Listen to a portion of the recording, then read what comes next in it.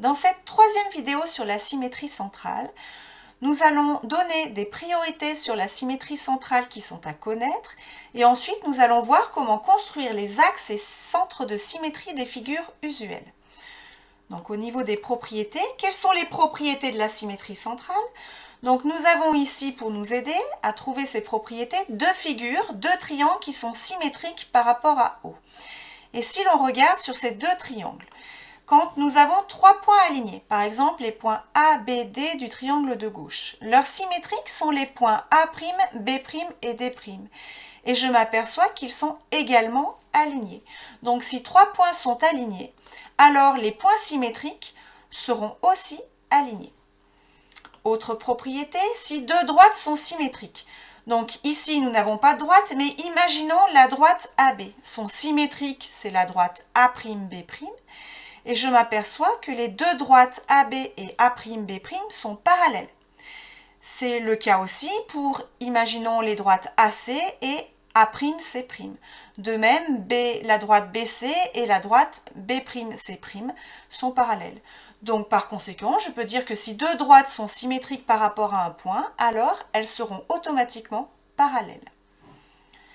Troisième propriété, si deux segments sont symétriques par rapport à un point. Alors quand je dessine le symétrique d'une figure, j'obtiens une nouvelle figure simplement en effectuant un demi-tour. Donc je ne transforme pas la figure en un agrandissement ou une réduction. Elle a exactement la même taille.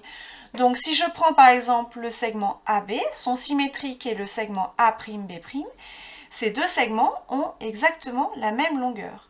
Donc si deux segments sont symétriques par rapport à un point, alors ils ont la même longueur.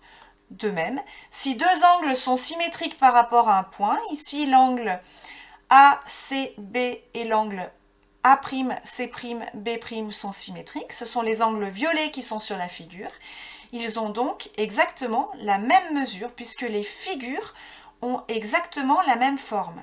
Donc je peux dire que si deux angles sont symétriques par rapport à un point, alors ils ont la même mesure. Et dernière propriété, si deux figures sont symétriques par rapport à un point, comme elles ont exactement les mêmes dimensions, elles ont également les mêmes aires. Voilà pour les propriétés sur la symétrie centrale. Maintenant, si je veux trouver les axes et centres de symétrie des figures usuelles.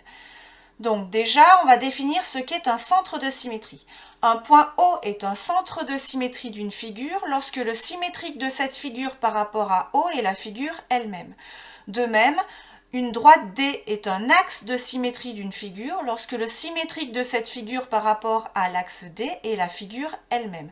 Ça, nous l'avons déjà vu dans une leçon précédente ou vous l'avez déjà vu en 6e.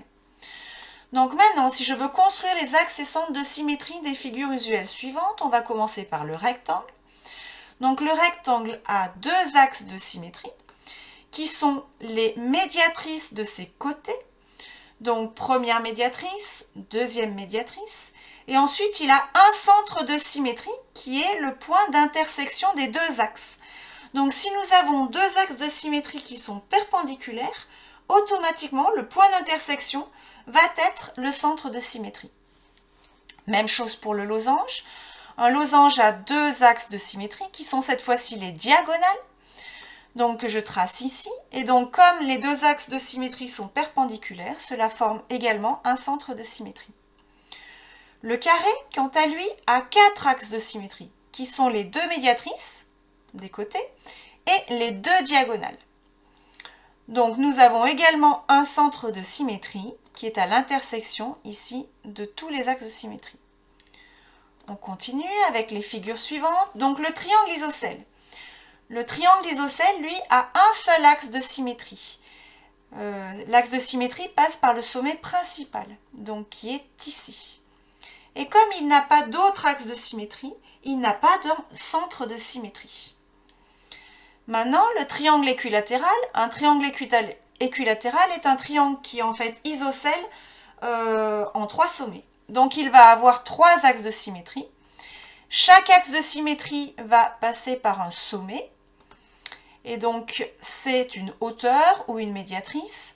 Et comme il n'a pas les trois médiatrices où les trois hauteurs, c'est la même chose dans un triangle équilatéral, ne sont pas perpendiculaires. Il n'a donc aucun centre de symétrie. Et enfin, le cercle. Donc si je dessine un cercle, il a une infinité d'axes de symétrie qui sont tous les diamètres du cercle. Donc si je les trace tous, je colorierai entièrement le cercle en rouge, donc je ne vais pas le faire.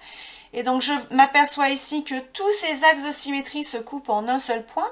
Le point, c'est le centre du cercle, mais c'est également le centre de symétrie de la figure. Et voilà, c'est terminé pour cette leçon.